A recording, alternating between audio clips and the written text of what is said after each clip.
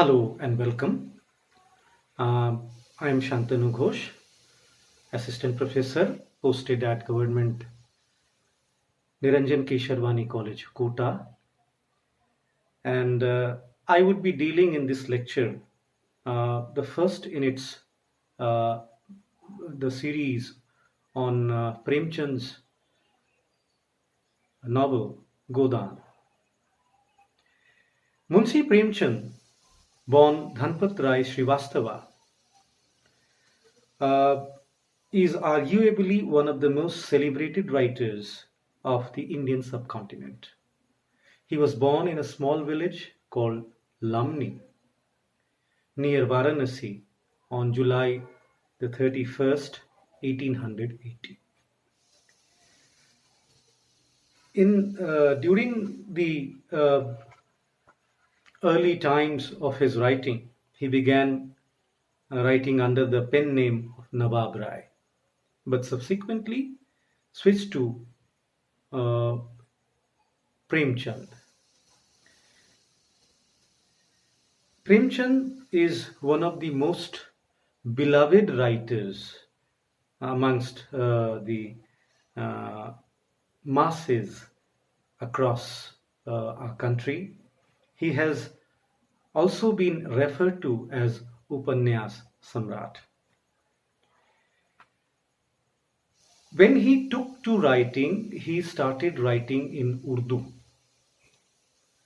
But later on, he created his literary works in Hindi, talking about his ideology, his philosophy, and his themes that he dealt with in his works.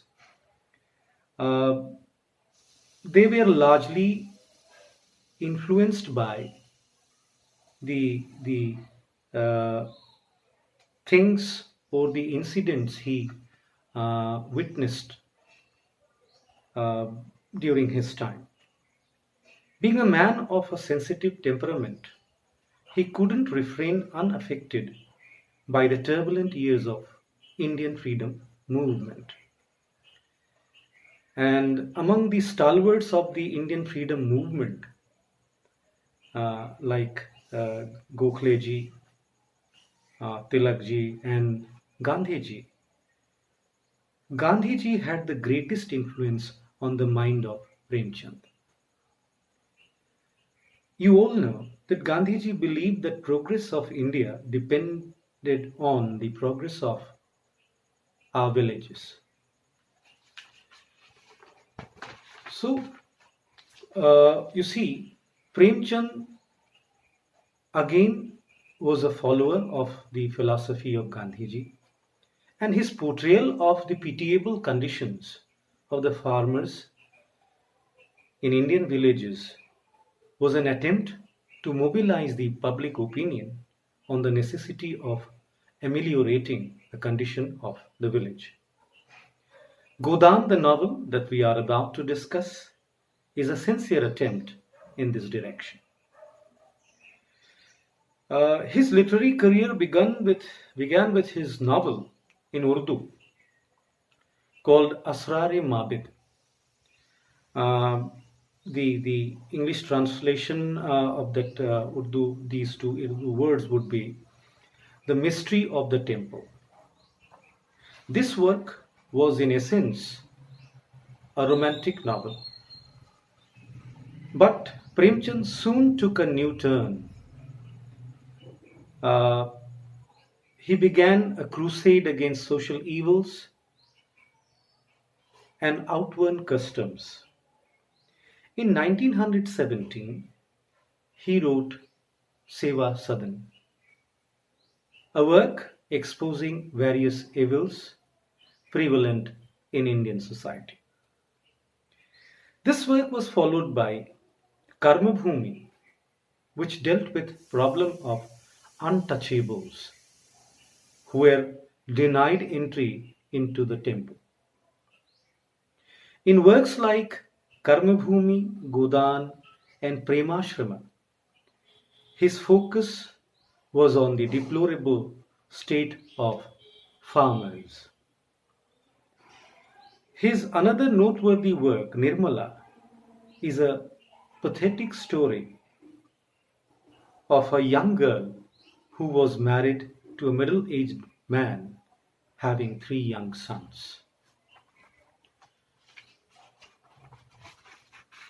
Whereas Godaan, the novel that we are about to discuss, describes the travails of a man whose, I'm sorry, it's Gaban. Uh, but first, let me talk about Gaban first. Whereas Gaban describes the travels of a man, whose wife was fond of gold, and he was a petty clerk, you know, meager income, and very limited resources. He adopted unfair means to satisfy the demands of his wife. Alongside these celebrated works are his short stories, roughly 300 in numbers. The stories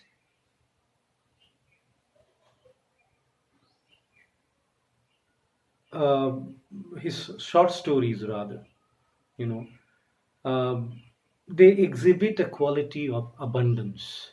It's touched upon various themes. He tried to portray various aspects of Indian life, and uh, memorable stories like Eidgah, Poos Ki Raat, Pariksha, Panch Parameshwar, um, Kafan, Namak Ka Daroga, Gulli Danda, you know, Budhi Kaki. Believe me, I can go on and on and on. Every story, a rare gem of its literary prowess that portrays complex human emotions beautifully. I believe you must have also gone through some of them. Although his works were written in Urdu and Hindi, but they have reached far and wide across the globe through translations in many languages, and I sincerely feel that he will continue to hold high place among the literary persons of the world. Thank you.